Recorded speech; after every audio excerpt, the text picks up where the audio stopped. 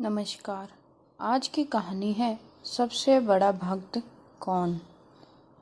एक बार देवर्षि नारद के मन में यह अभिमान पैदा हो गया कि वे ही सब भगवान विष्णु के सबसे बड़े भक्त हैं। वे सोचने लगे, मैं दिन रात भगवान विष्णु का गुणगान करता हूँ, फिर इस संसार में मुझसे बड़ा भक्त और कौन हो सकता है। किंतु पता नहीं श्री हरि मुझे ऐसा समझते हैं या नहीं। यह विचार कर नारद भगवान विष्णु के पास क्षीर सागर में पहुँचे और उन्हें प्रणाम किया। विष्णु जी बोले, आओ नारद, कहो कैसे आना हुआ। नारद बोले, भगवान मैं आपसे एक बात पूछने आया हूँ। भगवान विष्णु बोले, मैं तुम्हारे मन की बात जानता हूँ नारद, फिर भी तुम्हारे मुंह से सुनना चाहता हूँ। नारद ने कहा, हे देव, मैं जीवन भर आपका गुणगान करता रहा हूँ। पल पल हर क्षण मुझे बस आपका ही ध्यान रहता है। आप मुझे यह बताइए कि क्या मुझसे भी बड़ा आपका कोई अन्य भक्त है संसार में। भगवान विष्णु समझ तो पहले ही गए थे कि नारद को अपनी भक्ति पर अभिमान पैदा हो गया है, किंतु अपने मन की बात छुपाकर वे बोले, नारद, इस प्रश्न के लिए तो तुम्हें मेरे साथ मृत्युलोक चलना पड़ेगा। नारद बोले, ठीक है भगवान, मैं मृत्युलोक चलने के लिए तैयार हूँ। भगवान विष्णु नारद को लेकर मृत्युलोक चल पड़े। धरती पर पहुंचकर दोनों ने किसान का भेष धारण किया और एक गांव के किनारे बनी एक झोपड़ी की ओर चल पड़े।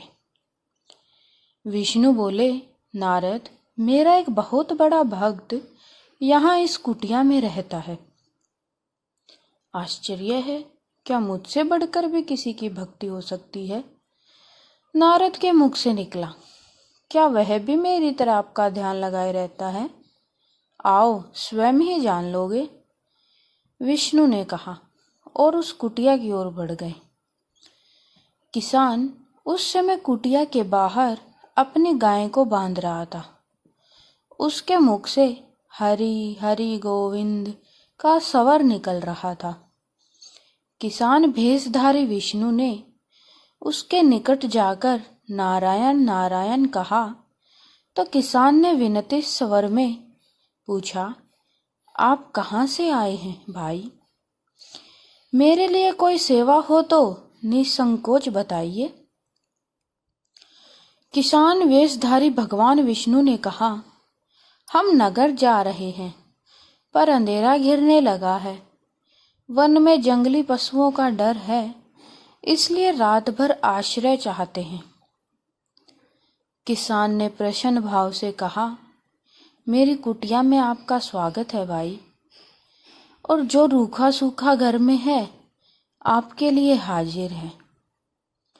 भगवान ने मुझे आप लोगों की सेवा करने का अवसर दिया है, बड़ी कृपया हुई उनकी।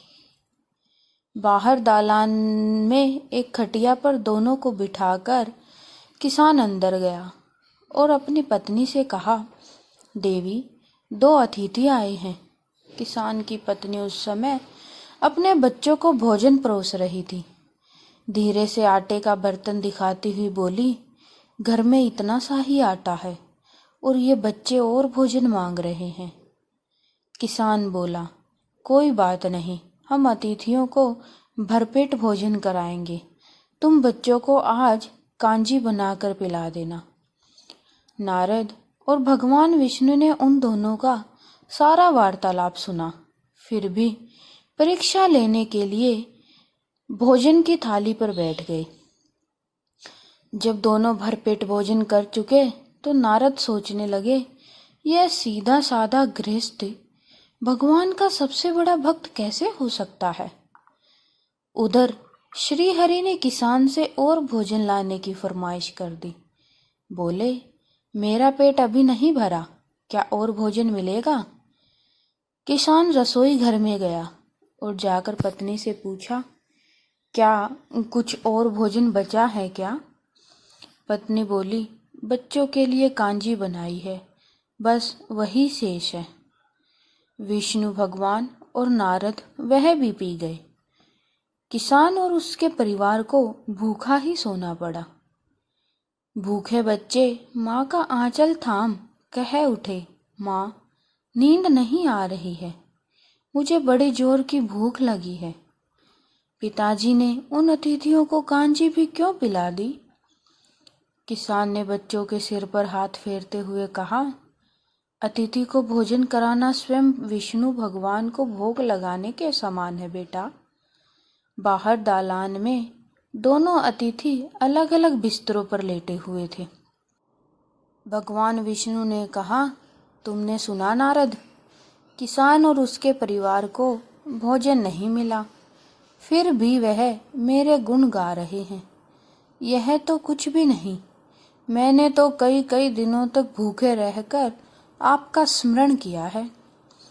अगले दिन सुबह उन्होंने देखा किसान भगवान विष्णु की मूर्ति के सामने कह रहा था, गोविंद हरि हरि, तुम सदा मेरे मन में बसे रहो, बस मुझे कुछ और नहीं चाहिए। फिर दोनों अतिथियों से बोला, हरि की बड़ी कृपा है, वही जग का रखवाला है। प्रभु की दया से रात को कोई कष्ट तो नहीं हुआ। जब तक आपका जी चाहे तब तक आप दोनों यहाँ रहिए, मैं खेत पर जा रहा हूँ। किसान भेषधारी श्री हरि बोले, हम भी तुम्हारे साथ चलेंगे, यदि तुम्हें कोई आपत्ति न हो तो। नारद और विष्णु भगवान किसान के साथ उसके खेत पर गए। किसान बोला, यही है अपना खेत, अब मैं अपना काम करूँगा। गोविंद हरि हरि। नारद बोले, तुम तो सत्पुरुष हो, भगवान के बड़े भक्त हो, हर घड़ी उनका नाम लेते रहते हो। किसान बोला, अरे कहाँ, काम से जब भी थोड़ा बहुत समय मिलता है तभी उनका नाम लेता हूँ। नारद ने पूछा, कब कब मिलता है समय? किसान बोला, सुबह उठता हूँ तब, रात को सोता हूँ तब, और दिन में जब भी काम से समय मिल जाए। ओ, समझा, नारद के मुख से निकला। दोनों जब किसान से विदा लेकर चले तो नारद ने व्यंग्यात्मक स्वर में कहा, आपने सुना भगवान, वह सुबह शाम 2 बार ही आपका स्मरण करता है, जबकि मैं हर समय ध्यान करता हूँ, फिर भी आप उसे महान भक्त बताते हैं। नारद की बात सुनकर श्री हरि चुप रहे, किंतु मन ही मन उन्होंने कहा, कारण भी जान जाओगे नारद। विष्णु भगवान ने एक कलश को तेल से लबालब भरकर नारद को दे दिया और बोले, नारद, इसे अपने सिर पर रखकर बिना हाथ लगाए सामने वाली पहाड़ी तक ले चलो। ध्यान रहे, इस कलश में से एक भी तेल बूंद जमीन पर न गिरने पाए। नारद बोले, यह कार्य सहज तो नहीं है। यह कहकर नारद ने कलश सिर पर रख लिया और पहाड़ी की ओर चल दिए। नारद पहाड़ी तक गए और लौट आए। विष्णु भगवान बोले, लौट आए नारद? ठीक है, अब यह बताओ कि इतनी दूर जाने और आने में तुमने कितनी बार मेरा स्मरण किया है? नारद बोले, एक बार भी नहीं भगवान। करता भी कैसे?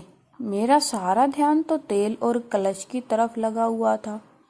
श्री हरि बोले, तब तुम ही सोचो, वह किसान दिन भर कठिन परिश्रम करता है, फिर भी 2-4 बार मेरा स्मरण जरूर करता है, और तुम एक बार भी मेरा स्मरण नहीं कर पाए। विष्णु की बात सुनकर नारद के अंतर चक्षु खुल गए। वह श्री हरि के चरणों में गिरकर बोले, मान गया प्रभु, जो संसार के झंझटों में रहकर भी आपका स्मरण करते हैं वे ही सबसे बड़े भक्त हैं। कहानी सुनने के लिए बहुत बहुत धन्यवाद। नमस्कार।